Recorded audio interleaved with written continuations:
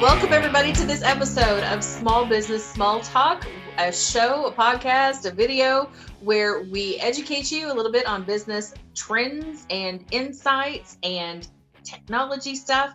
But we also try to empower you to get more involved in your community, to have more potential in what your business is, to do big things for yourself and your own team and your family. But we also like to entertain you a little bit along the way because as we all know in small business, we take what we do very seriously, but not ourselves hardly ever.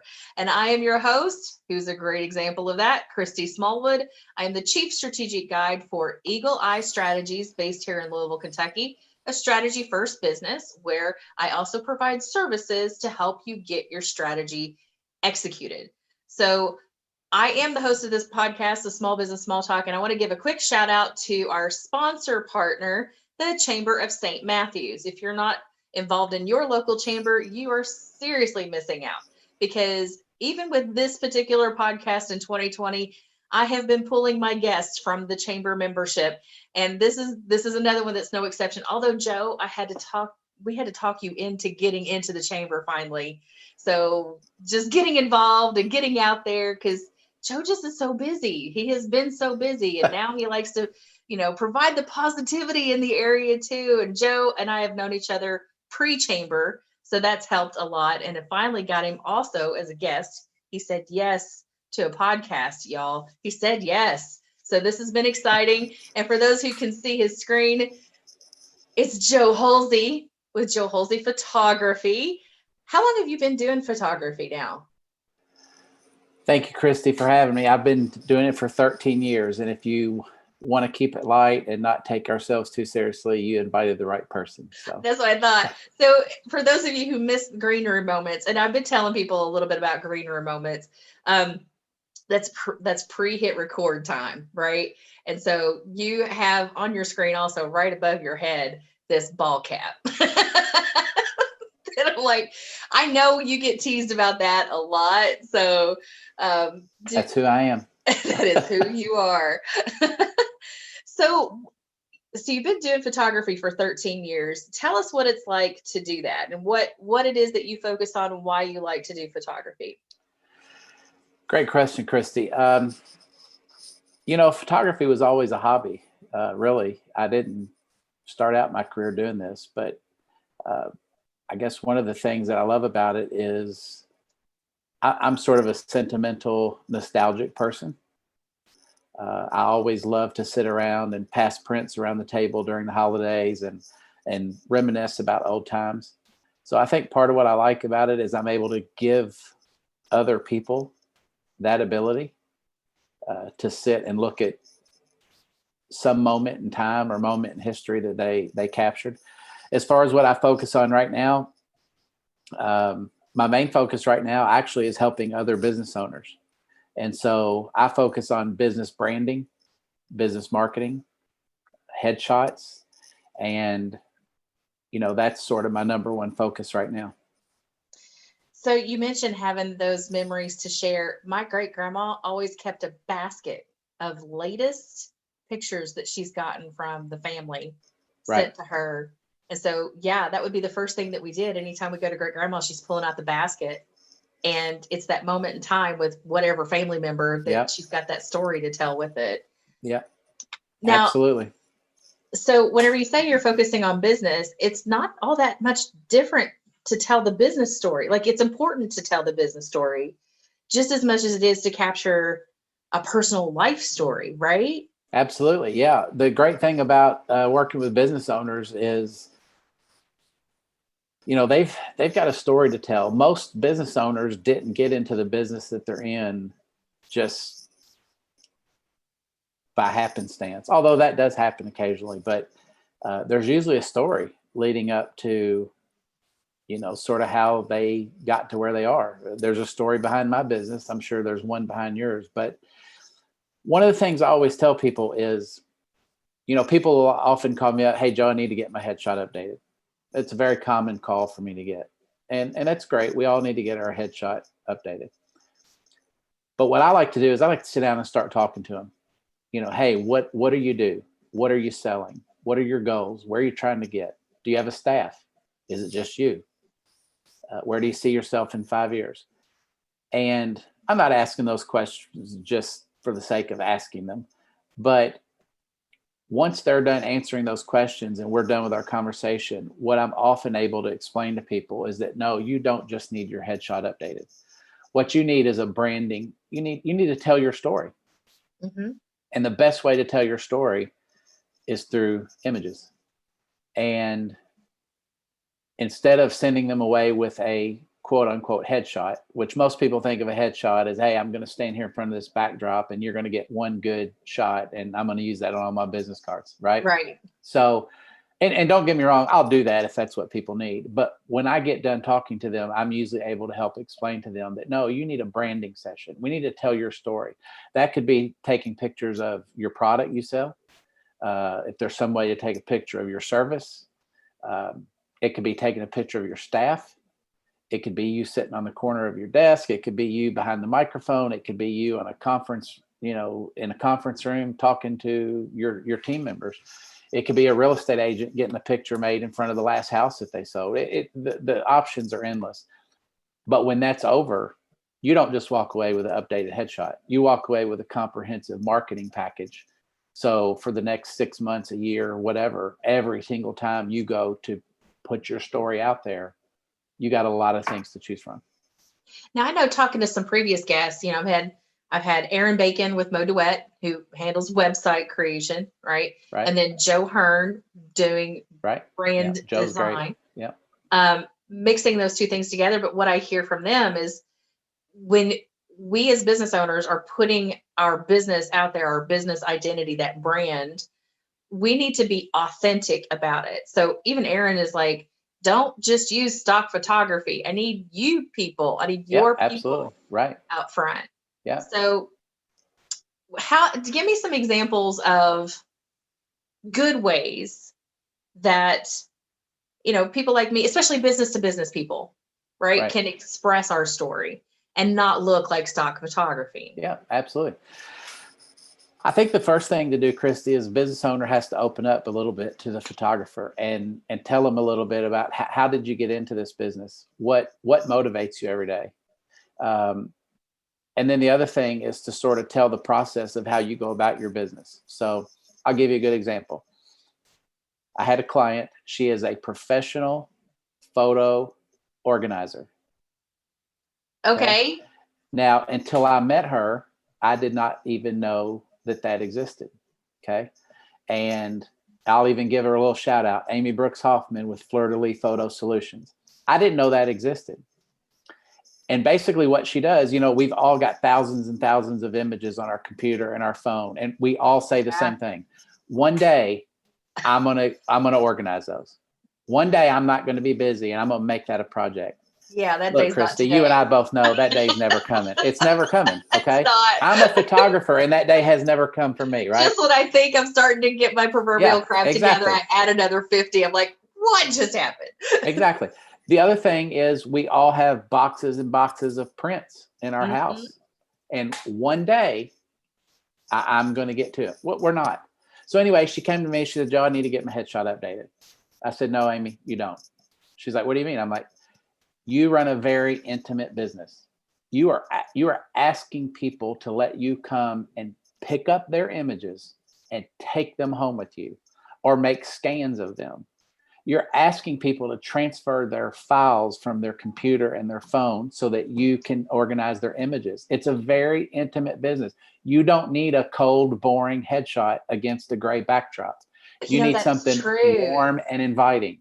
And so by the time we got done, your pictures, like think about those boxes of pictures. I just had this image of the house fire. Like the first thing people say they run to is grabbing the pictures. Exactly. Yes. And you're now handing this off to somebody. Oh yeah. Exactly. And so, she runs the type of business like you don't typically, she doesn't make that sale the first time. She's got to meet with somebody 2 or 3 times and get them comfortable to say, hey, I'm turning over one of my most precious possessions to you. Yeah. And I said, you're going into people's homes, you're dealing with their memories. You've got to have something warm and inviting. So what we did was we did what I call a branding session. And so, she changed clothes 2 or 3 times. We did both full body, half body, headshot, but we also did some where I told her, I was like, I want you for a few minutes to do whatever it is you do. Like, what would you do for this client?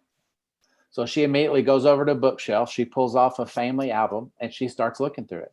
And I just started capturing images of her doing that.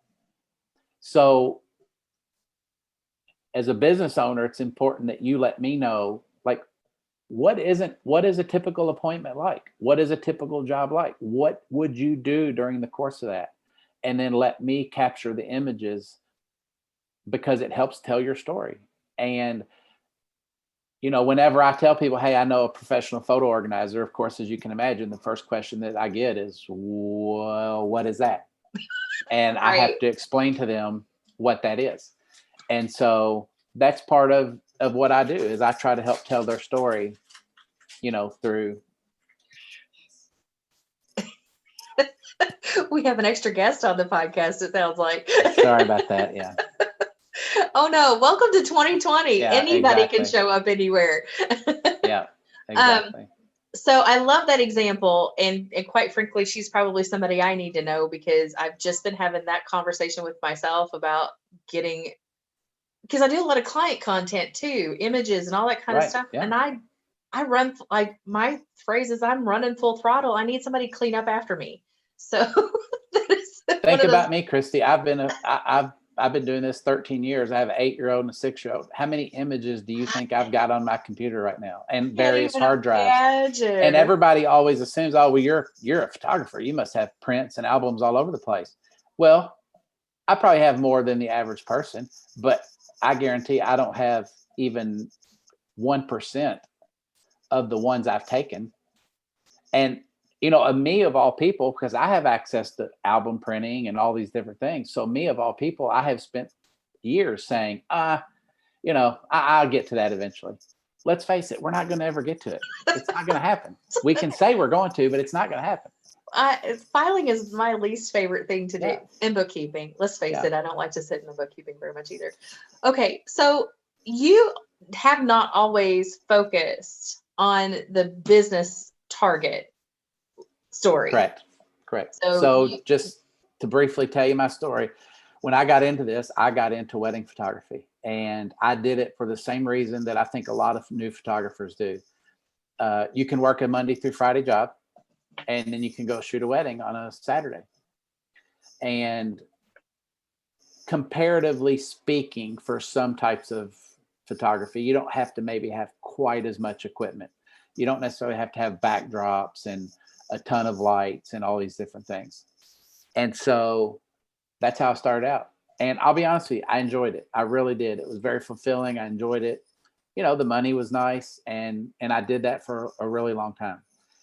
And about 2 years ago, I told my wife, I said, you know what? I need to start doing something else. My kids are getting older. They're getting involved in activities. I don't want to work every weekend. And I'll be honest with you, the wedding business is extremely stressful, and it can burn you out after a while. There's a lot of high expectations, a lot of stress. You cannot make mistakes. And so I started transitioning my business. And when I started thinking, okay, what do I want to do?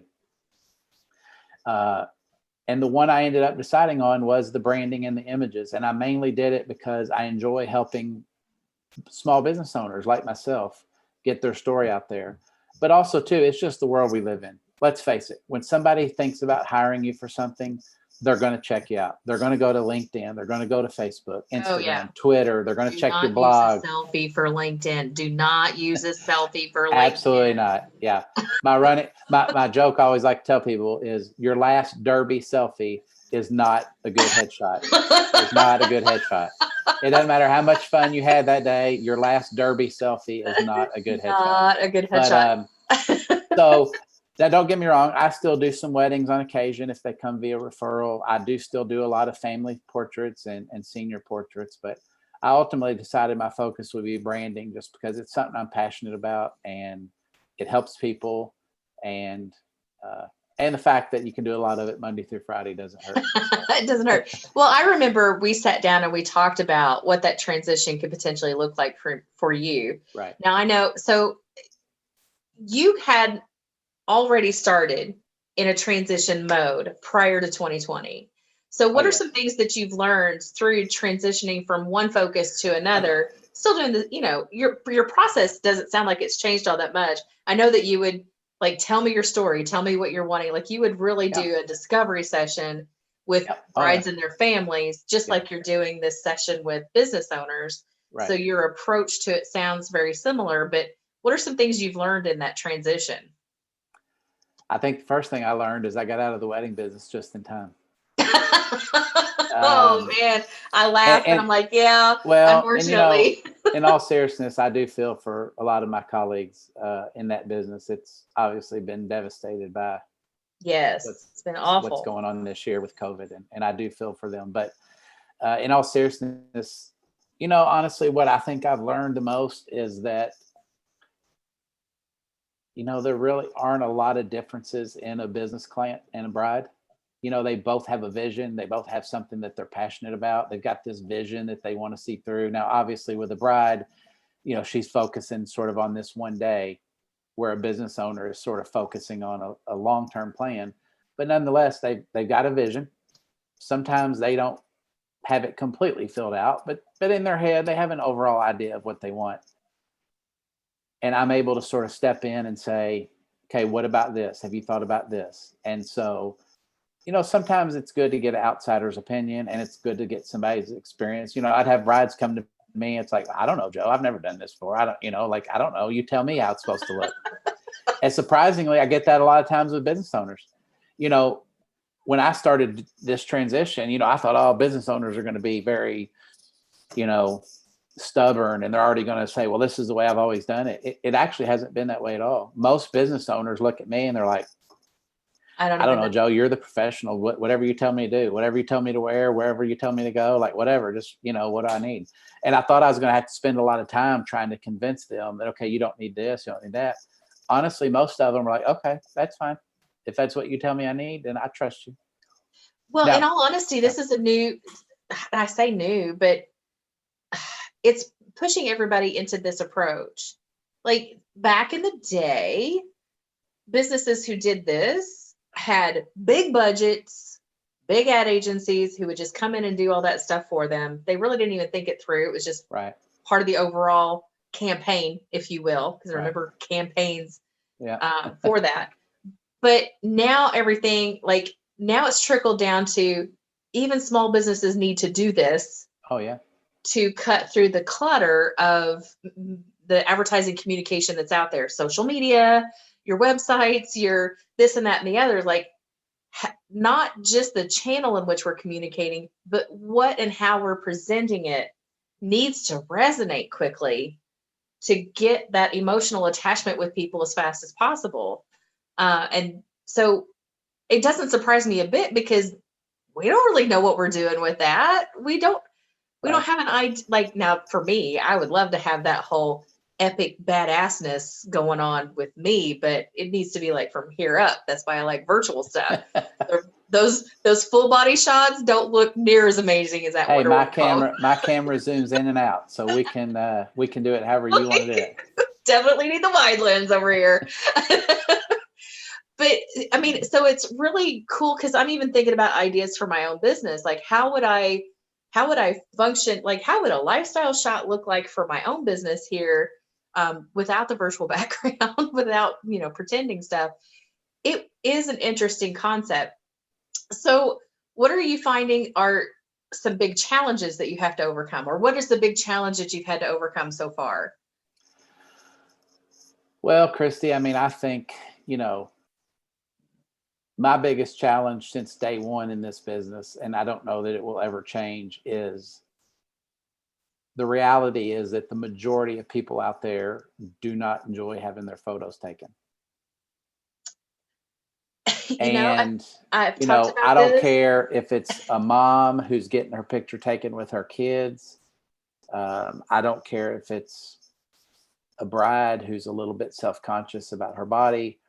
Um, I've had moms and grandmothers in the family pictures at a wedding basically all but refuse to get in the picture, or they want to Do get you in the have anybody back. that's like doing the trick, the hold my neck? Oh yeah, they do everything. Yeah, and I've got them. They'll get in a family picture, and they'll get like on the second or third row, and they'll get behind somebody's shoulder, and all I'll see is their head. They'll just be like Uh-huh. this right here. That'd be me. I've heard the joke a million times. Oh, do you have your lens that takes 30 pounds off, or so you know. And when it comes to business clients, it's prevalent as well. I hear that all the time. Well, I don't take good photos. I don't know. I need to lose 30 pounds. I don't know. I hate being in front of the camera. So here's the trick with business. When it was on the personal side, I could get a little bit emotional with them and say, look, do you have anybody that's important in your life or was important in your life who's no longer with us? And inevitably everybody's going to answer, well, yes, of course. And so I'll always kind of in a lighthearted way say, well, aren't you glad that your grandmother didn't say back then, oh, girl, I got to lose 30 pounds. I can't get in front of that camera. I said, when someone's gone and you look at that image, nobody in the history of the world has ever looked at a picture of their mom or their grandma and say, man, I can't believe mom got in that picture. Look how wide her butt was. People don't say that. They don't care. No. And so it's trying to convince people that, look, it just doesn't matter. Now, that's a little bit tougher on the business side because typically people aren't going to be going back and looking at old marketing photos as a way to remember someone. But it does still resonate because as a business owner, you are leaving a legacy behind. But more than that, really, Christy, it comes down to this. When you're a business owner or you are the representative of a business, you're selling yourself. I don't care what you sell. I don't care if you sell business strategy and coaching sessions. I don't care if you are a plumber. I don't care if you're a photographer. I don't care if you're a photo organizer. You are selling yourself. And, so that is probably the biggest challenge. I'd say second behind that is just, again, like everybody else, it's about time. It's about how am I going to find the time in my schedule to do this and everything. But, usually we can overcome it. I mean, we can plan it several weeks out and, but that's probably the biggest two, the time. And then just most people just don't like being in front of the camera. So. Do you have anybody who's brought up the whole, I need to look like an Instagram celebrity thing yet? I get a lot of people that come to me with ideas they've seen on Instagram, Pinterest, Twitter, and they want to do this certain thing. A little bit. I mean, no, it hasn't come up a lot, but yeah, you get people that already come in with a preconceived notion of how it needs to look. And, my job, I sort of walk that fine line of, at the end of the day, they're the client. I mean, they're the ones writing the check. So I'm going to do what they want within reason. However, they are hiring me as a professional with my expertise. And I can say to them look, I understand why you want to do that, but let me explain to you why that might not really work. And more often than not, they will go with what I tell them. Occasionally people are just, they're dead set that, I got to have this picture standing in front of my car, or I got to have this picture with my dog or with what, and, ultimately at the end of the day, it's their money and I'll do what they want. But I am going to offer my suggestion because, I feel like I've been doing it long enough that I can kind of tell them what's going to look best. So basically the code word is if Joe starts with, it's your money, we get to do whatever you want. But whatever comes after the but is what you need to do. Yeah. So I know that you have a real heart to be able to put out more positivity in the world. And so who has been some of your influencers that has put some positivity into you? Who do you go for your own motivation stuff? Yeah. Most of them are people that probably you and your audience have never heard of. They're other photographers that have gotten their business to, to where they want it to be. I am actually, believe it or not, I'm actually reading a book right now called The Storyteller's Secret. And it's by Carmine Gallo. And it's a really interesting story because it tells the story of probably 150 or 200 very successful people throughout our history. So each one gets like 3 pages. But the whole idea is how those people used stories in whatever it was they did, whether they were educators, whether, people like Steve Jobs and Richard Branson and those type of folks. It's an extremely, extremely interesting book because I've always sort of viewed myself as a storyteller. My goal is to tell your story. And, there's tons and tons of science behind the idea that the better a storyteller you are, the more people respect you and want to hear what you have to say. As you know as well as I do, being a speaker yourself, nobody wants to listen to you if you're up there reading out of a book. They want to hear what's coming straight from the slides. Exactly. From the slide Right. They want to hear what's in your heart. They want to hear your stories. Exactly. And so one of the people that's in that book is Richard Branson, the original founder of all the Virgin brand, the screw it, let's do it guy. Yeah. And so I actually read an autobiography, his book, or one of it. He's got several, but he is an amazing person. And he runs his life and all of his businesses with several philosophies, but 2 that stick out is kind of screw it, let's do it. It's like he says, I mean, what's the worst that could happen? I mean, it's not going to kill me. Like, I just lose some money and it closes, it fails. What? And some people might say, well, yeah, it's easy for him to say he's a billionaire, like he can afford to. But you can apply that philosophy in a lot of places in life. And then the second thing, and this is probably what I love most about him, and this is kind of really the way that I try to be, he very, very much cares about people, and he actually listens to what they have to say. And I'll just tell you a quick story. I'm actually a member of a BNI chapter. And for the people out there that don't know, BNI was founded by a guy by the name of Ivan Misner. And Misner talks through several of his podcasts about his relationship with Richard Branson and how he met him just by chance. And now they've become friends. But he tells a story about one time he was there with his 13-year-old son. And he said there's all these, hundreds and hundreds of people. And of course, they're all just clamoring for like 90 seconds of Branson's time. And he said you could just look in his eyes and see that Branson was just laser focused on his 13-year-old son and whatever he had to say. And he said that's how he treats everybody. He treats everybody he's talking to as if they're the only person in the room at that exact moment. And I think that really goes a long way in running a successful business. Is just I agree. Being genuine. One of the stories I'd heard, I think that he even shared in I think I have the Screw It, Let's Do It book. I'm trying to look at my bookshelf over there. But one of the examples I saw from him that I was like, that is a great control of options. Like, he is the billionaire, get asked to speak all over the place. So whenever he got asked to speak somewhere, and he already had a commitment on the calendar.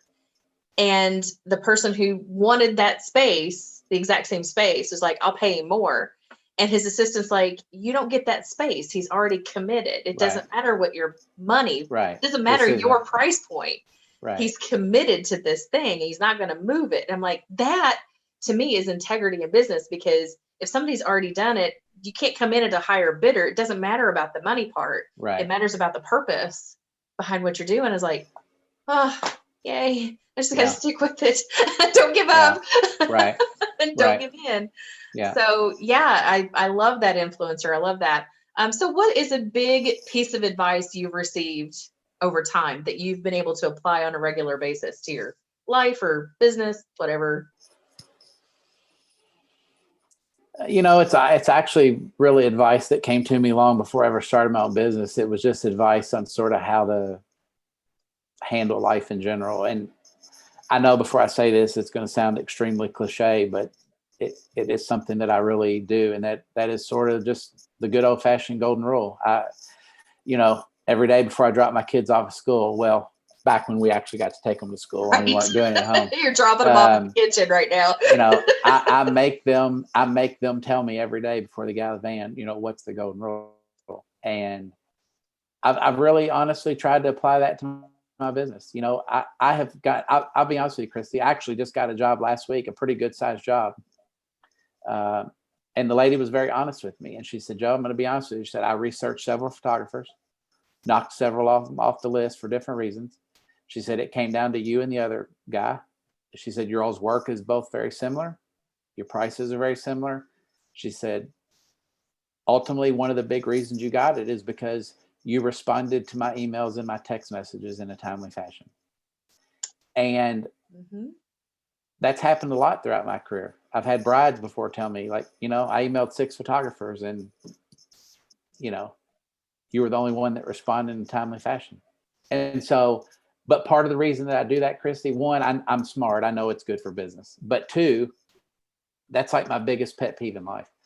I can't stand to reach out to somebody and it just take forever. Look, I know people are busy. I know everybody doesn't owe me a response text within an hour or email within 2 hours or any of that. I get that.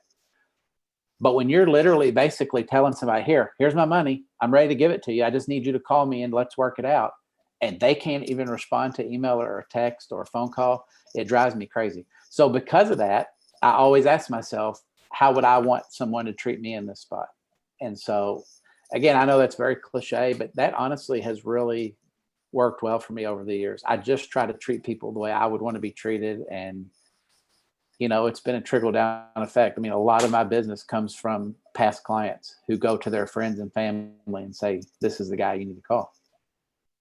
So what has been some favorite projects of yours over the years? And I'm hoping that you bring up the one that you won the award for, because that's been one of my favorite projects of yours. Well, I think you're referring to the wedding dress challenge. Yeah. Okay. So a few years ago, a photographer friend of mine, it's kind of a weird story. He actually, in a previous, I guess, career or lifetime, he actually owned his own bridal boutique. And it ended up, he sold it. And when he sold it, I guess whoever he sold it to, they didn't want all the dresses. They only wanted a few of them. So he had like 300 or 400 dresses, like out in a garage or somewhere. So he was going to try to have these creative ways to get rid of these dresses. So one day he's like, hey guys, he announced sort of the photography community in Louisville, hey, we're going to have a wedding dress challenge. So the idea was he was going to pick out some of the, how should I put this nicely, the less traditional wedding dresses, the ones that most people probably wouldn't want. And you didn't know what you were getting. You didn't know what size you were getting. You didn't know what it was going to look like until you showed up at his house and he just handed you a bag. You had like a month and you were supposed to create the most creative image that you could. So I go and I come back and it's a size 2 and it's ivory and red. It's got red throughout it. Okay. And I had 2 dilemmas. A, there's not a lot of women out there that can wear a size 2. Correct. And what in the world am I going to do with the red wedding dress? So my wheels started turning and I came up with the idea to, basically what I did actually find one of my former brides who could fit in a size 2. She agreed to do it. So I took a picture of her in this dress looking into a mirror. I also took my daughter, who at the time was 3. I put the dress on her. As you can imagine, it swallowed her. We had to pin it up and all this stuff. But I took a picture of her looking into the same mirror. And through some magic of editing, I basically presented an image where my daughter was looking into the mirror, but in the reflection was the adult. And I called it Wedding Daydreams. And the story behind it was basically, look, almost all little girls at some point dream about their wedding day. And so this was like a real life dream. She was looking into the mirror and seeing what she might look like one day. The interesting thing is I got it done. I got it edited the way I want it. And at the 11th hour, I decided I'm not submitting it. It's not any good. It's not what I envisioned. I'm not going to do it, blah, blah, blah. My wife basically refused. She's like, nope, you're submitting it. Whether you like it or not. This girl gave you her time, we put all this effort into it. She's like, you're submitting it. She goes, I don't care what happens. You're going to submit it. So I very reluctantly submitted it. And lo and behold, I won. And I'm not saying this to brag. I'm just saying it because it's true. I won by a landslide. Like, it was a voting process, and it was just a big hit. And so I actually did another one a few years later that in a very similar theme. I didn't end up winning that one. But anyway, my point is that's definitely one. I'll tell you honestly, what's probably at the top of the list, Christy. A few years ago, my wife made the comment to me one day. She said something about, she said, obviously I love being Jack and Alice's mom, and it's the greatest thing in the world. She said, but it's kind of weird as a mom, you sometimes lose a little bit of kind of who you are as an individual. People start thinking of you as Jack and Alice's mom. Yeah, I hear that from a lot of moms. Yeah. And, as a guy, I'm going to be honest with you, I know it's going to shock you, but I had never really thought of that. I know you're shocked. What? But that had never crossed my mind. When she first said it, my first thought was, well, that's crazy. But the more I thought about it, I was like, okay, I guess I can kind of understand that. It makes sense. Good so I just started I just started randomly asking other women that I know, like, hey, do you feel that way? And I was floored that the response was overwhelmingly yes. It seems like all moms at some point feel like, yes, not that they regret it, obviously, but yeah, sometimes you're not yourself anymore. You're now your kid's mom. Right. So I got this idea that I was going to I picked 12 moms. And I picked them ranging. I had one who was like 21 and was literally 8 months pregnant with her first kid. I had another one who was probably late 50s and was already a grandmother. I had I'll just say this. I had 12 very different women from different points and different walks of life and at different points in their motherhood. But what I did was I actually hired a hair and a makeup person. I went to the homestead. I had a lunch catered for these ladies. I gave them all a complimentary makeover. And then I gave them each like a 10-minute, very quick 10-minute portrait session. And the idea was just to basically really honestly just say, thank you. Thanks for being a mom. Here's a little bit of a morning away from your kids and a makeover and some lunch. And let's face it, most moms probably aren't out getting portrait sessions of just themselves. No. And so they each got a complimentary portrait session. They each got lunch. They each got a makeover. I had one mom that was basically in tears. She said, Joe, I haven't looked this good since my wedding day. Thank you for doing this. I really appreciate it. And so, when I did this wasn't the intention, but it actually ended up getting picked up by Today's Woman, the magazine here in Louisville. And they ran, a nice article on it. And I really was just sort of doing it as a way to say thank you and nice. And I will say for the listeners out there, in case you're wondering, yes, my wife was one of the 12. She better be. I may be dumb, but I'm not that dumb. So I did include my wife in it. And so, that probably ranks up there as my most favorite project, a project that I wasn't doing for money. I wasn't doing it to gain clients. I literally was just, it was just a project for fun. So yeah, those are probably the two. So both of these are straight up exactly what you've been talking about, and that's telling stories, where you're visually expressing somebody's story. Right. And, reminding these women, because I'm not a mom, but I get it. Like there's a lot of moms in my circle, and we have that conversation because somewhere along the way, things just you go full throttle and nobody's cleaning up after you. And you, right. in the meantime, you've lost who you were just because that part of you never kept up with the whole transit. Right. So it's like how to bring that person back into the lens of what you are. And good for you, Joe. I'm super excited about that project. I mean, I remember you doing that. But that is one of those things that I'm like, that's something that only a creative photographer would think to even put out there. And so that says the caliber of stuff that you enjoy doing that touches your heart, that brings it this part of your story in this business community. So, okay, we're coming close to the end of time, but I still have a couple questions. Okay, go ahead. So, all right, the first one is, What does success look like for you? Oh, you hit me with a toughie right here at the end, didn't you?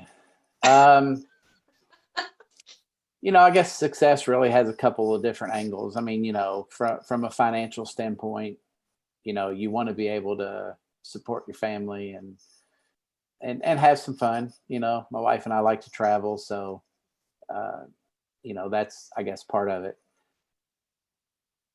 Honestly though, for me, Christy, and we talked about this, I think just barely touched on it a little bit earlier. I would love for people at some point to just look back and say, you know what, he did it the right way. He was a good person. He, kind of like we talked about Richard Branson. It's not always about the money. I've had situations before where people had a lot of things going on in their life, and I can work with people on budget and do things. So, I think it would be people looking back and saying, you know what, he did it the right way. And let's be honest, as a photographer too, part of success is having images that people love. One of my most prized possessions since I've done this, I did a wedding, and about a month later, totally random out of the blue, went to the mailbox, got it, opened it up. It was a letter from the mother of the bride. And, obviously you can't tell when something's in writing like that, but I sort of envisioned that maybe if she were telling me this in person, she would be crying. It was an extremely heartfelt letter, just talking about, when you become a mom and you dream about your daughter's wedding day. And she said, we couldn't have been in better hands, and thank you for the memories you gave back. And I'll be honest with you, Christy, for the longest time, that there was a segment of that letter that was my marketing brochure. I just pulled part of that letter out and used it. And so that's a really good feeling when people appreciate what you have done, and the fact that, you've given them some memories and some things that they can hold on to forever. So what kind of advice would you give other small business owners, especially those that are going through transition, or really any? What advice would you give other business owners out there? I think it would be two big things. I think the first one is something that I wish somebody had told me early on, and that is stop trying to take advice from so many people. And I know that might sound weird for your advice to be stop taking advice from so many people, but especially in a creative field like mine, I would get in there and get into all these different forums and read these books and listen to people, and people would say, oh, you got to do it this way. And then you go over and talk to this lady, and it's like, no, my gosh, no, you got to do it this way. Look, again, I know this is a cliche, but there's a lot of different ways to skin a cat. And, we do not advise skinning cats. Yes. No animals were harmed in the making of this podcast. But I would say, it's fine to take advice, but don't feel like that every single person you listen to, you have to do everything exactly the way that they say. You got to also sort of create your own methods and your own routines. And then the second one is also one I wish somebody would have told me earlier. And I'll be honest with you and admit up front, I still to this day need to do a better job of this. And that is, you just got to go do something. I think a lot of business owners are very analytical. And like myself, a lot of times we think, I'm going to do that when the time is right. I'm going to do that when I've got more money in the bank. I'm going to do that after I'm better at this. I'm going to do that at this point. We're always going to do it later. And sometimes you just have to go do it. And it might not be perfect. Matter of fact, it won't be perfect the first time. It might not be perfect the 10th time. But you're a lot closer than you were if you just keep sitting there and saying, well, I'm going to get to it when I have enough money in the bank. I'm going to get to it when I have a studio. I'm going to get to it when I've done this, or when I've just go start doing it and then work out the kinks. And don't get me wrong, I'm not saying jump into a business without doing your research. I'm not talking about that. I'm talking about certain projects within your business. Sometimes I think we talk them to death. We really do. We overanalyze them. And then all of a sudden we look up and 6 months, a year, 2 years has gone by. And it's like, I'd have been better off to just start, work out the kinks along the way. Now I'm sitting here 2 years later and I haven't even done it for the first time. So. this podcast is a great example. I mean, I've had small business small talk for years now and have never had a consistent like groove to it until 2020. I was Right. like, why didn't I think of doing it this way before? I'm like, Yeah. that's, and back to your first piece of advice, I stopped listening to everybody tell me all of their ways of doing it. And I just applied what I'd help people do, a strategy. Like I will take the advice that is aligned with the strategy that I've Right. got. If you're trying to take me off trajectory, who knows where we're going to go?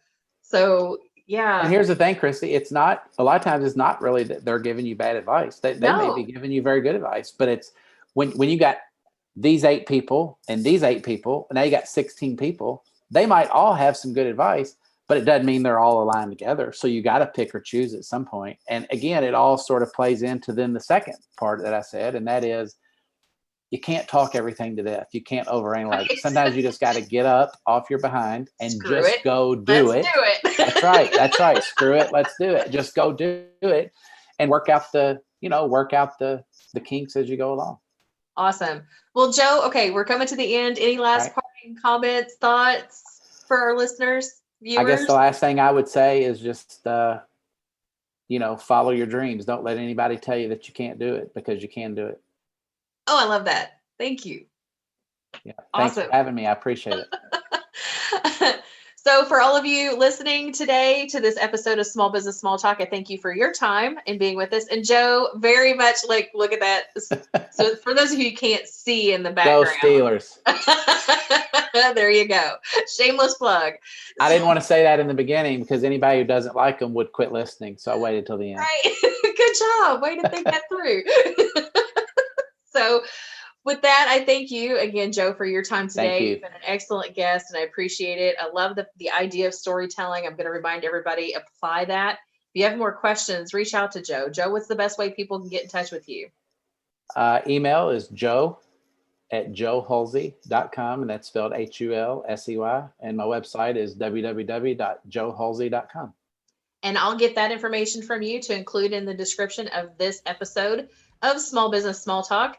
Again, for those of you who are listening, I appreciate your time just as much as I do with Joe. And catch us again on the next episode of Small Business Small Talk. I've been your host, Christy Smallwood. And one last shout out to our sponsor partner today of the Chamber of St. Matthews. They have been fantastic in helping fuel my guest list for this season in 2020. So thanks, everybody, and catch you again next time.